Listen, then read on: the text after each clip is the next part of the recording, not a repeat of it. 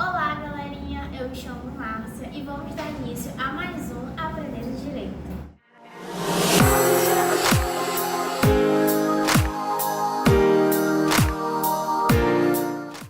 Hoje teremos a participação especial dos operadores de direito Marcos, Augusto e Manuel. O tema de hoje é bens. Vou começar falando sobre bens públicos. São considerados públicos bens das pessoas jurídicas de direito público. E os bens privados serão todos os demais bens. São bens particulares. Conforme o Código Civil, artigo 99, classifica-se bens públicos, inciso 1º, de uso comum do povo, rios, mares, estradas, ruas e praças. Conforme também o Código Civil de 2002, os bens privados particulares são bens pertencentes a qualquer pessoa que não as pessoas jurídicas de direito público interno. Bens móveis são aqueles suscetíveis de movimento próprio ou de remoção por força alheia, sem que isso altere a sua substância de destinação econômica. Por exemplo, cadeira, este vadimeco, esta caneta, todos são bens móveis. Bens imóveis. Bens imóveis na lei estão destacados no artigo 79 e 80 e 81 do Código Civil. São aqueles que não podem ser removíveis sem perder a sua característica, essência. Exemplo, um terreno, este prédio onde estamos, são considerados bens imóveis. Vamos falar agora sobre bens divisíveis. Conforme o Código Civil, artigo 87, vamos ver o artigo 87, o que diz.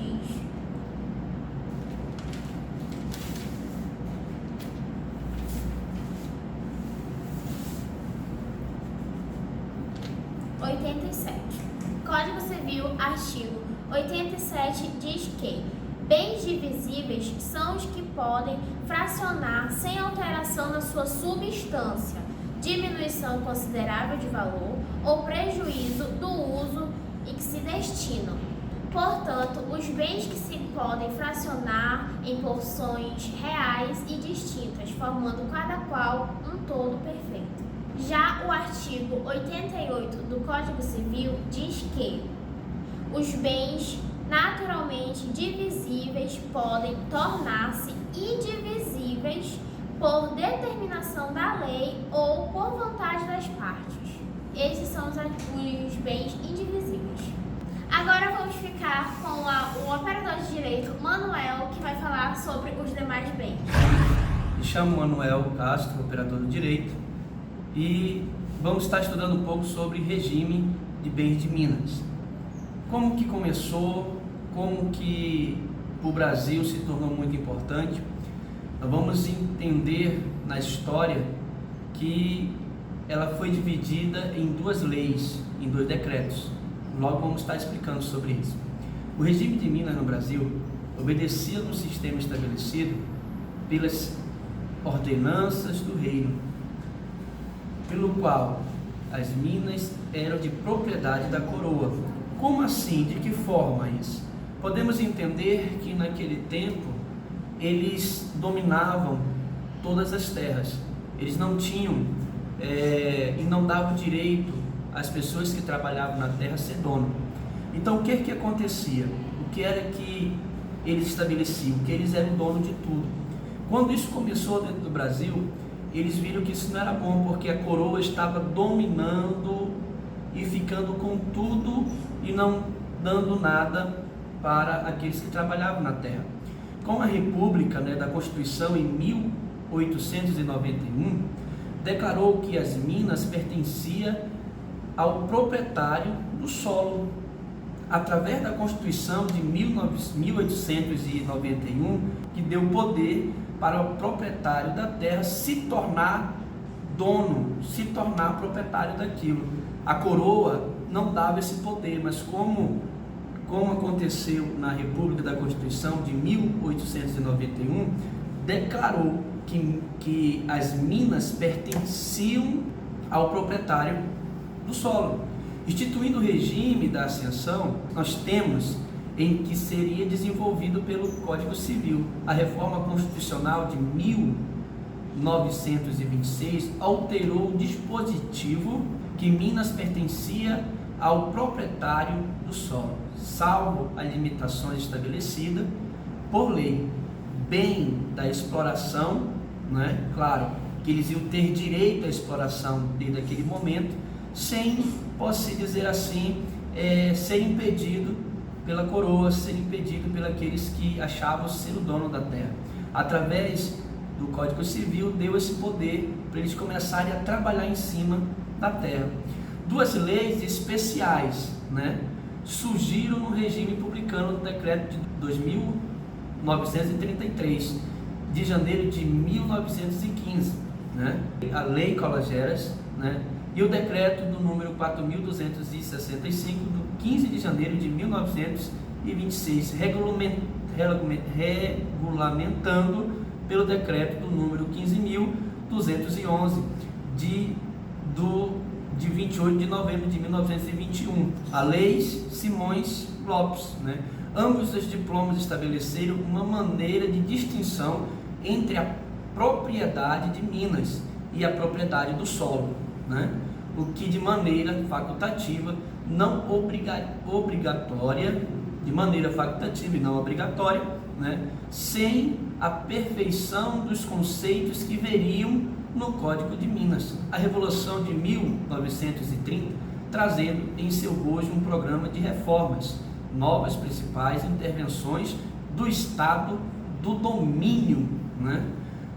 Economia cuidou deste largo da elaboração dos dois grandes códigos de água e de Minas, que visam estimular o desenvolvimento das riquezas de fundamentais importância para os interesses nacionais e elaborações do Código de Minas. Aí começou, né, o Ministério de Agricultura, sob a orientação do ministro Juarez Tavares, ao mesmo tempo que elaborava a nova Constituição, promulgada em 10 de janeiro de 1934. Somente foi publicado no Diário Oficial no dia 20 de junho, após, portanto, promulgada da nova Constituição em 17 de julho.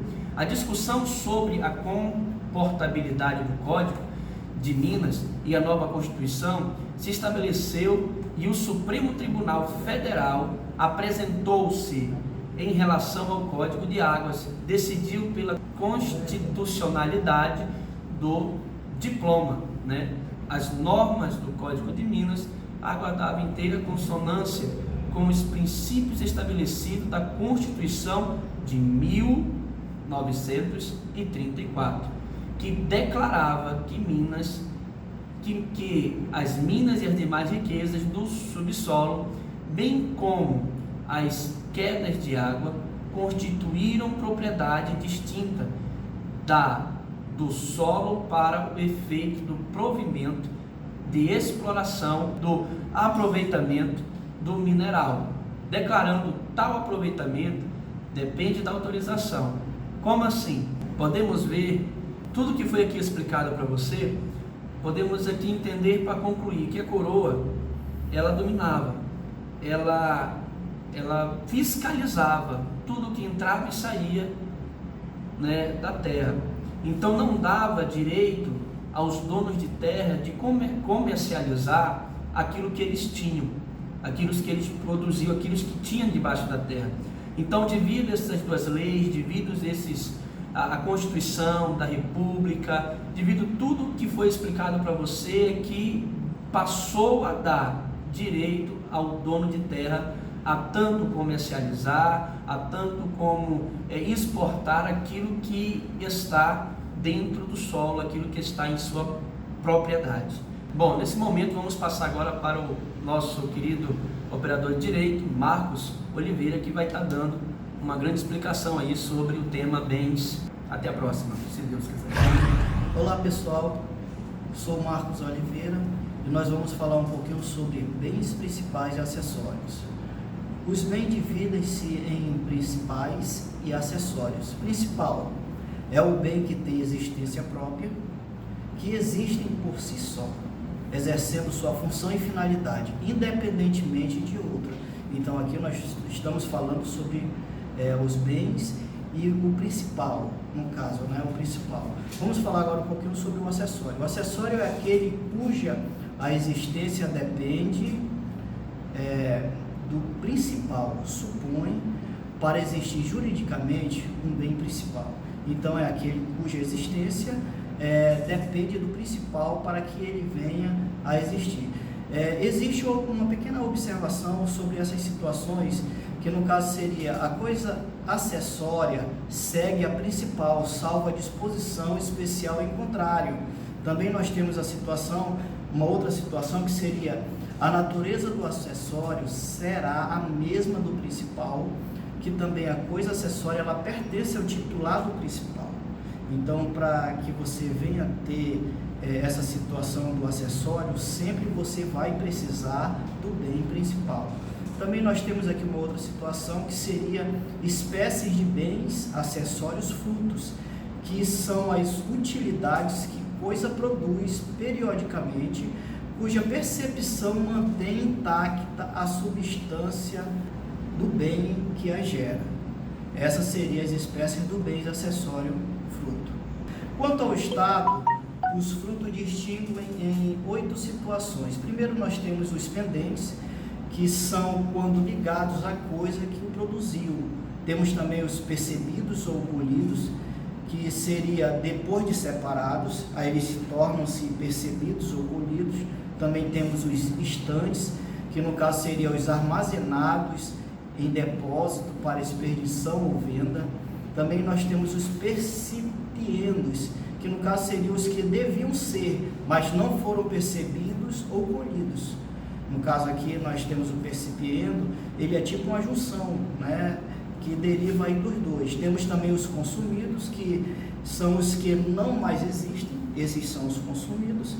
E também temos os produtos, que são as utilidades que se podem retirar da coisa, alterando sua substância, com a diminuição da quantidade até o esgotamento, porque eles não se reproduzem periodicamente.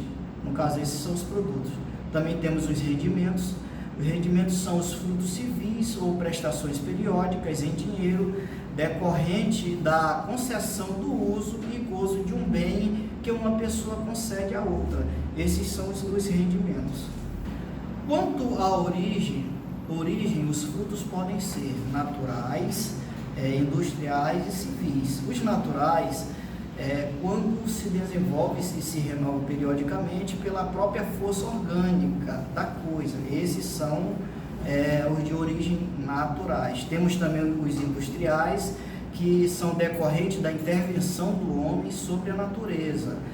Temos também, para finalizar, os civis, que são, no caso, os rendimentos oriundos da utilização de coisas frutíferas por outrem, que não são do proprietário. Esses são os bens de origem civis. E para finalizar, nós temos os bens consumíveis e os não consumíveis. Os consumíveis, eles podem ser de fato natural ou materialmente consumíveis e de direito juridicamente consumíveis. Estas são qualidades que levam em conta o sentido econômico dos bens. No artigo 86 do Código Civil, nós vamos ver os bens consumíveis, que são os bens móveis, cujo uso importa da destruição imediata da própria substância, sendo também considerados tais os destinados à alienação. Também podemos aqui citar os bens não consumíveis, que ao contrário são os que admitem o uso retratado sem destruição de sua substância. Esses são os bens não consumíveis. Temos também aqui, podemos ter os bens consumíveis, eles tornam-se não consumíveis pela vontade das partes. Exemplo, uma garrafa de bebida rara emprestada a um museu. Isso aí, no caso, seria um bem consumível e ele torna-se um bem não consumível. No segundo contexto, nós temos também certos direitos, em regra, não podem ser considerados bem consumíveis como usufruto, mas se, no entanto, tiver o usufruto por objeto, temos os bens consumíveis. Passa-se a chamar-se de usufruto impróprio ou quase usufruto, sendo neste caso o usufruto obrigado a restituir findo ao usufruto. No caso, nós temos aqui os bens consumíveis e os não consumíveis. Agora nós vamos ter a palavra passada ao operador de direito Augusto Câmara. Olá, estamos dando continuidade sobre o tema bens. E eu gostaria de falar um pouco também sobre bens singulares. O que é bens singulares? Bens singulares são aqueles considerados em sua individualidade, representado por uma unidade autônoma. Os bens singulares podem ser divididos em simples e compostos. Nós podemos encontrar isso no artigo 89 e no artigo 90 do Código Civil. A doutrina, ela classifica os dons singulares em simples, quando suas partes da mesma espécie estão ligadas pela própria natureza, por exemplo, uma árvore, e compostas, quando suas partes se acham ligadas pela indústria humana, por exemplo, um edifício. Bens singulares são os bens que, embora reunidos, se consideram independentes dos demais. É a pluralidade de bens singulares, pertinente à mesma pessoa, tenham destinação unitária, por exemplo, um rebanho, uma biblioteca e outros exemplos poderíamos ver. Isso aí nós encontramos no artigo 90 do Código Civil. Vamos dar continuidade agora falando sobre os bens coletivos. O que são bens coletivos?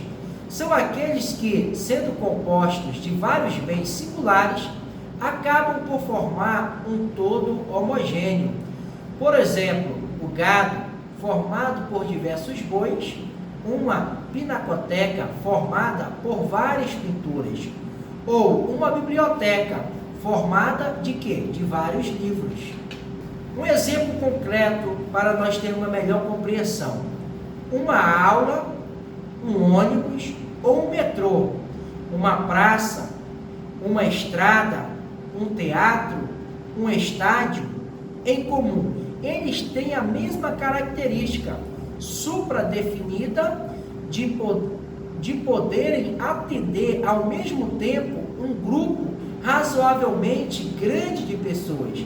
Daí a ideia de coletividade. Bens fungíveis. A pergunta é: o que são bens fungíveis? Bens fungíveis são aqueles que podem ser substituídos por outros de mesma espécie, qualidade e quantidade. Por exemplo, o dinheiro. Isso nós podemos encontrar no artigo 85, traz a definição sobre bens fungíveis. Os bens infungíveis não admitem substituição por ser considerado em seu todo um bem individual. Infungibilidade é a qualidade de ser o bem infungível, ou seja, são os bens móveis que não podem ser substituídos por outros da mesma espécie, quantidade e qualidade. Agradeço aqui a participação de estar fazendo parte da equipe Aprendendo Direito, formada pelos operadores de direito, Márcia, operador de direito, Marcos, operador de direito, Manuel, e eu também, operador de direito, Augusto. É muito bom nós estarmos contribuindo de uma maneira saudável, de uma maneira contundente, para que todos tenham acesso a esse vídeo, a essa temática tão importante chamada bens.